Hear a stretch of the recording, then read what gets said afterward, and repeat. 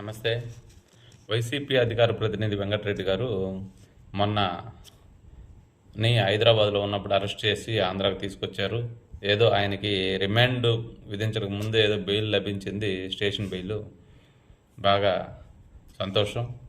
ఆయన అంతకు ముందు ఒక రకం అంటే క్రీస్తు పూర్వం అన్నట్టుగా మొన్న అరెస్టుకు ముందు ఒక రకంగా ఉండేవారు. అరెస్ట్ అయ్యి బయటకు వచ్చిన తర్వాత ఆయన విర్రవీగిపోతున్నారు.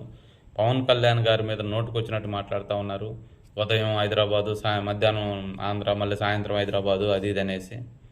వెంకటరెడ్డి గారు కొంచెం గుర్తుపెట్టుకోండి, పవన్ కళ్యాణ్ గారి గురించి మాట్లాడేటప్పుడు జాగ్రత్తగా మాట్లాడండి. మీరేదో ఆడేదో బెయిల్ వచ్చింది బయటకు వచ్చాం కదా అనే ఉద్దేశంతో ఇంకా నన్ను ఎవడు ఆపేవాడు లేడు, నన్ను ఎవడేం బీకలేడు అన్నట్టుగా నోటుకొచ్చినట్టు మాట్లాడుతూ ఉన్నారు. మీరు అదుపులో ఉండి మాట్లాడండి. ఫ్యామిలీల గురించి కూడా మాట్లాడుతున్నారు మధ్య మధ్యలో. మీరు పవన్ కళ్యాణ్ గారి ఫ్యామిలీ గురించి మాట్లాడుతున్నారు మధ్య మధ్యలో. మీరు నోరు అదుపులో పెట్టుకోకపోతే మీకే ఇబ్బంది అవుతుంది. జాగ్రత్త, మీ ఇష్టం చెప్తా ఉన్నాం. మీరు గవర్నమెంటు విధి విధానాల గురించి, ఏమన్నా శాఖల పట్ల లోటుపాట్ల గురించి మాట్లాడండి, సంతోషం.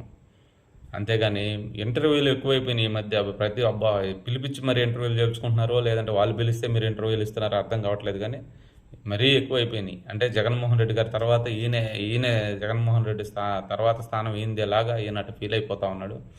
జాగ్రత్త వెంకటరెడ్డి గారు. ఇది మీరు ఏమైనా చేసుకొని మీరు ఏమైనా ఫీల్ అవ్వండి, మాకు అనవసరం. కానీ పవన్ కళ్యాణ్ గారిని పర్సనల్గా మాత్రం అటాక్ చేస్తే మర్యాదగా ఉండదని విన్నవించుకుంటా ఉన్నాను.